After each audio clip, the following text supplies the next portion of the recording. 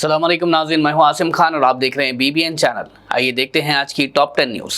Gaza में Israel का तशद्दुद जारी है, जिसके चलते वहां के हालात दिन ब दिन बदतरीन होते जा रहे हैं और इंसानी बहरान और भी गहरा होता जा रहा है। इजराइल ने गाज़ा के लोगों को गाज़ा सिटी और रेफ्यूजीज कैंप से सदर्न गाज़ा शिफ्ट करने की तैयारी भी शुरू कर दी है। दूसरी जानिब इजराइल में होस्टेज फैमिलीज ने नेशन वाइड प्रोटेस्ट करने का भी ऐलान किया है और जंग खत्म करने की भी डिमांड की है। अमेरिका ने गाज़ा के लोगों के लिए सारे विजिटर वीज़ास रोक दिए हैं, जिसमें तिब्बी मदद के लिए दिए जाने वाले वीज़ास भी शामिल हैं।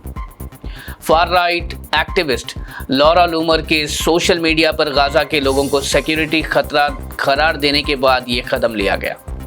कुछ ह्यूमन राइट्स ग्रुप्स ने इस फैसले को जालिमाना करार देते हुए कहा कि इससे बीमार और ज़ख्मी बच्चों का इलाज रुक जाएगा। अमेरिकी सदर डोनाल्ड ट्रंप ने अलास्का में रूसी सदर व्लादिमीर पुतिन का शानदार रेड कारपेट प्रोटोकॉल के साथ इस्तकबाल किया, जिसमें फाइटर जेट्स और ऑनर गार्ड्स भी शामिल थे।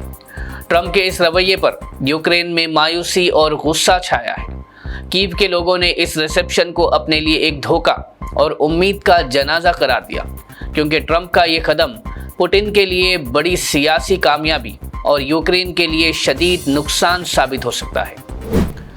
सऊदी अरब के फॉर्मर इंटेलिजेंस चीफ प्रिंस तुर्की अल फैसल ने एक इंटरव्यू में कहा कि उनका मुल्क कभी भी इजराइल के साथ ताल्लुकात नॉर्मल नहीं करेगा जब तक इजराइल में बेंजामिन नेतन्याहू हुकूमत में है।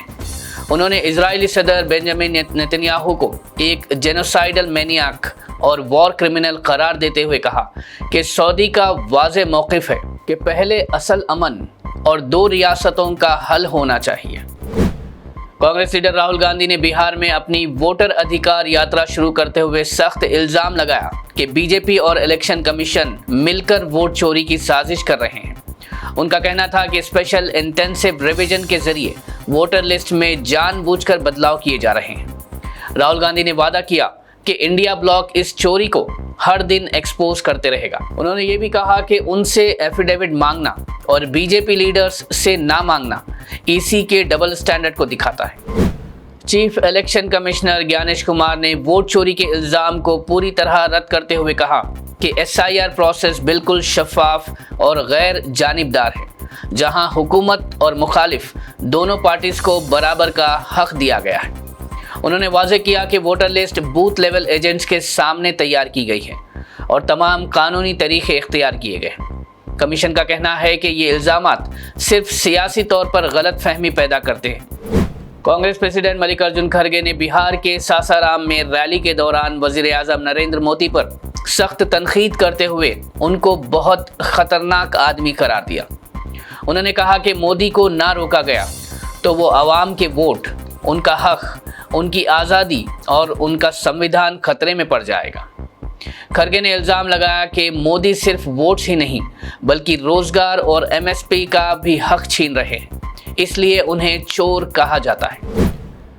RJD के सुप्रीमो लालू प्रसाद यादव ने सरकार पर सख्त शिकायत करते हुए कहा कि मुल्क के मौजूदा हालात इमरजेंसी के दौर से भी ज़्यादा खतरनाक है।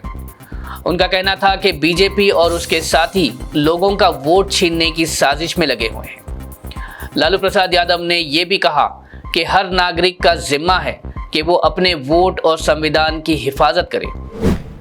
AIMIM party chief Asaduddin Owaisi ने RSS और बीजेपी पर NCERT टेक्स्ट बुक्स में तारीख छुपाने का इल्ज़ाम लगाते हुए कहा कि स्कूल सिलेबस में श्याम प्रसाद मुखर्जी का बंगाल कैबिनेट में शामिल होना और फजलुल हक के साथ उनका किरदार क्यों छुपाया जा रहा, जबकि फजलुल हक ने मुस्लिम लीग के लाहौर सेशन में पाकिस्तान रेजोल्यूशन मूव किया था। असद ओवैसी ने कहा कि क्या ये तारीख नहीं है, फिर आप इसे सिलेबस में क्यों नहीं पढ़ाते। उन्होंने दावा किया कि बीजेपी अपने लीडर्स को बेदाग दिखाने के लिए सेलेक्टिव हिस्ट्री पढ़ा रही है। IMD ने आज के लिए रेड अलर्ट जारी किया है और अगले 2 दिन के लिए ऑरेंज अलर्ट जारी किया। IMD ने बताया कि शहर में भारी बारिश, थंडरस्टॉर्म और तेज़ हवाओं का इम्कान है। वज़ीर आला रेवंत रेड्डी ने ऑफिशियल्स को हाई अलर्ट पर रखकर NDRF और SDRF टीम्स को तैयार रहने के लिए कहा है।